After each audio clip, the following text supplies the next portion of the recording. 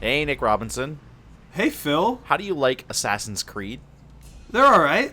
How would you Is like... that the answer you were looking for? Sure, yeah, no, that's fine. How would you like an Assassin's Creed that looked really pretty and also was 2D instead of 3D?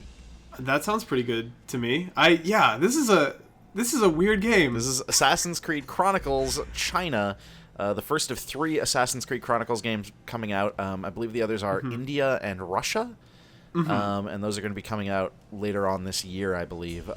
Kind of knocking out 3 potential Assassin's Creed settings just with these little tiny games that they could have maybe saved for a bigger... Well, I don't know. It doesn't mean they won't go through in the future, but... Yeah. I mean, that's the thing, yeah. Is like, I think they could still very easily go there in the future. But here you're seeing... They still got the whole... all right. Leap of faith thing. They've still got the whole syncing to, like, check out your map. Jeez, this is very pretty. You were not wrong. It's a really good-looking game. I like the art style a lot. And actually, you know... I'm still working on my review. I'm not finished with the game, so we'll see. The review will be up next week. But I think I'm liking it more than a lot of other people who reviewed it. I think it's a pretty cool, pretty entertaining thing. A lot of the complaints that it seems to have gotten is that it's basically Mark of the Ninja. Sounds great. But yeah, that's like Mark of the Ninja was pretty good, and it's a pretty good Mark of the Ninja. So I wish that was the worst thing I could say about more games is that they're just Mark of the Ninja. Yeah. It does a good job though of like slowly introducing, like, upping the stakes. This is about the 2nd or 3rd level here, and at this point I've got a couple of tools, but I'm gonna get more as I go. I can stab dudes, like you see. Here I'm gonna pick up some daggers, and I can use those to throw at enemies or to break open ropes and knock stuff down from the ceiling. So in this case, okay. Oh, how do I get past these guys? They're both just staring. What do I do? It's a puzzle. There we go. You spooked him. And now you've got some sort of jar next to you. What was that? That's where I can refill my daggers. I don't know much about ancient China. They just had jars of daggers laying around in case you needed a refill. It's very historically accurate, like all Assassin's Creed games. They've really carefully done their history here.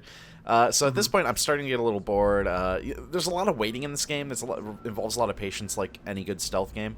I'm not a very patient gamer myself, so... what are you gonna do here? At some point, I'm just gonna maybe just whip a dagger at him. I kind of like that their cones of vision have futuristic hexagons in them. Yep. For some reason, they look the other way. That worked. Yeah. And you distracted them. And then I just chain these kills. Jeez. Nice. No big deal. And I believe I got a gold for that. So this game we didn't even know existed until, like, I feel like a month ago. This very, like, unassuming trailer came out that, I'll be honest, the entire way through the trailer I thought it was like a 3DS or Vita Assassin's Creed, and at the end they were like, no, it's a downloadable thing coming to, like, consoles. What do you remember what the pricing model for this is exactly? I want to say it's pretty cheap. Like, I want to say it's only like $15, $10 or $15. We could probably look that up. I feel like there's some sort of group bundly discount thing. You know what it is? Don't people who bought Unity get this game for free? I believe that is correct. Yeah, if you bought Assassin's Creed Unity, sort of as a thank you because they know that it was a little screwed up for a while. It's a thing. Well, that's more of an I'm sorry than a thank you. Yeah. If you want to get technical. Sure. But you do get this free if you bought Assassin's Creed Unity, which is pretty nice. I feel like this is a cool game to get for free. Here I kind of screwed up and got caught. There is a brawling system in place. The hand-to-hand combat is not good in this. It is very clearly like you're meant to stealth through this game. Sure. Not totally unlike Mark of the Ninja, which was playable as an action game, but wasn't really as good of an action game as it was a stealth game. Yeah, absolutely. So you can see here, if I'm hiding in the bushes and kill someone, I pull them right in. You can also pick up bodies separately and hide them. So if there's a guard patrolling and you don't want them to see the body of the person you just killed, you can toss them into the bushes or into a hay bale or a closet or whatever happens to be nearby. You can see there's like some really good changes in environments here.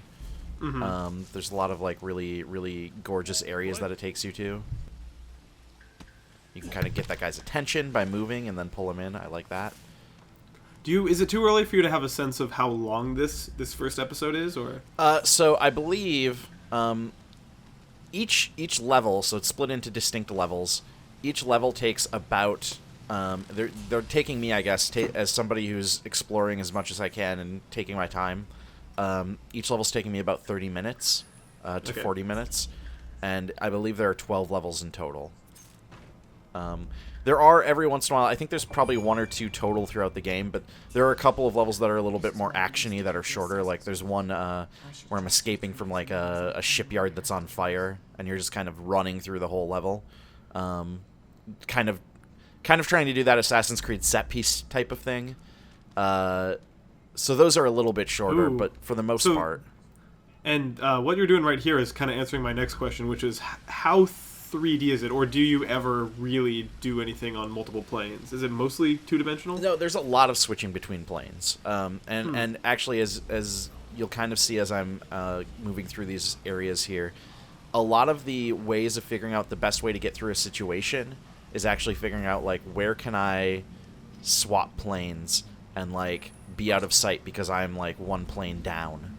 That's kind of clever. Like, that's something that I think legitimately might set it apart from Mark of the Ninja, which was very strictly a two-dimensional game. Yeah, I actually like it a lot. There's also spots where you will, like, you know, you're crawling along a wall and you'll corner around it, and the whole camera will, like, follow you around the corner. It ends up working really well, I feel like.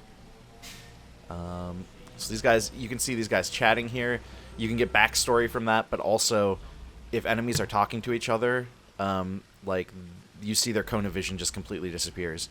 They're focused on each other, so they won't notice you unless you get in between them or, like, bump right into them. Now I'm gonna kill this guy. I think is probably gonna be my plan. And Nick, I know you're against that. I never kill people in video games. I've been doing just one long pacifist run for the past 15 years of my life. What's impressive about that, though, is, like, you've still completed every significant game release in the last 15 years. All games. One kind of cool thing I like here that, like, when you're sneaking past someone like this is that in a normal 2D stealth game, you would just be dropping down to the layer below, but what you're kind of doing is going around them in 3D space because what's below is actually also pressed out. You know what I mean? Yeah, exactly. And I think I agree with what you said. It's pretty clever. Here you can see they're introducing a new mechanic. So this level takes place in, like, a shipyard, and I'm moving around on these ships, and the ships are made of, like, rickety wood. So when I'm walking on any of this wood, I'm actually creating sound. Oh, okay. God, that is right out of Mark of the Ninja, though. The way those little circles, like, pop out to show you. Yeah. Absolutely. But I think what's fine with that for me is that when Mark of the Ninja did that, my reaction was, that's really brilliant and smart, and I hope more games do this. Yeah. I mean, because it's just a very elegant way of handling that in a stealth game, right? Yeah. I mean, a lot of people, I think, talked about Mark of the Ninja as being significant in that it gave you all the information you needed at all times, rather than obscuring stuff. And that seems to be what this approach is too. Oh, I tried to sneak away there and it didn't work. Kind of like how they've baked their alert meter right into their line of sight too. That's some good interface. It's cool. Yeah, this seems neat. I mean, the enemies, to be clear, are not smart. Okay. And it is very easy to get away from them. They won't climb around to follow you, really. So if you can get above them, a lot of times they'll just give up pretty quickly. But I also kind of like that. I'm not good at stealth games, so the more forgiving, the better. Sure. I'm also, I mean, like, the guy who made Mark of the Ninja, I can't recall his name right now, but he's no longer at Clay. That's not to say there'll never be a Mark of the Ninja game again, but it's one of those things where, almost like Batman Combat, I'm not opposed to seeing it elsewhere because I enjoyed it the first time. You know what I mean?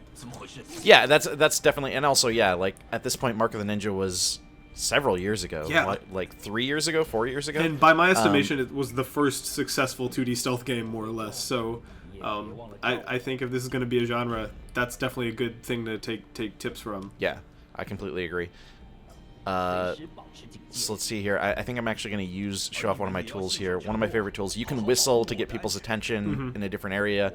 You can whip those daggers at them. You also have daggers that create noise, so you can throw them at a spot and people will look in that direction. But my favorite tool is you have these firecrackers.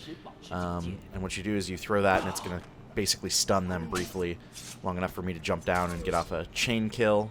Nice. Have you found a, like, 2 dudes at once takedown yet? Maybe that's, like, a later thing? Not yet. It's definitely... So, as you can see at some points here, I'm getting graded on my performance, so I'm getting, like, gold, bronze, or silver.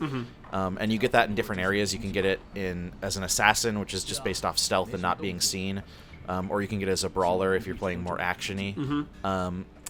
But the ranking that you get gets you different points, and the number of points that you get determines. Oh, I kind of dropped the body there. The number of points determines what upgrades you get at the end of a mission. Ooh. How'd they spot you there? You do get some upgrades. The bamboo shoots there were moving. They were shifting. Got it. So I had to stay still, but I was still able to grab and pull them in. All right, I'm just going to show off one more area here, but this is like a cool little sequence where you open up a bridge, and then basically all of these enemies are going to come out because they're like, hey, who the hell opened up the bridge? That's supposed to be closed. And I'm going to see if I can figure out how to get know where around this them. is going. But yeah, the number of tools that you have is great. You get more. You get some of the upgrades you get include like just making your tools better, being able to carry more of them, being able to have you get more health. I only have like 2 notches right now, and then there's like a new game plus mode where it's harder, but you also get further upgrades from there. Gotcha. So it seems like there's a good amount of stuff that you can get and unlock. Yeah, it also seems like if the game is 12 missions and if they're all about around a half an hour long, here's me showing off my skills. If they're all around a half an hour long, you aren't. I feel like the game's not going to overstay its welcome either. Sure. Like, but then remember, though, that this is the first in a series of 3 games, and that's the thing, right? That's the question, and it's going to be what's going to determine whether those subsequent games are any good is how much they shift things up. Like, are there completely new tools, or is it completely different, or is it just more of the same? Yeah. I mean, I'm definitely interested, though, and I like I said, so far I'm liking this. You can check out Polygon.com. My review will be up next week, and I'm looking forward to playing more. Yeah, I'll definitely check it out.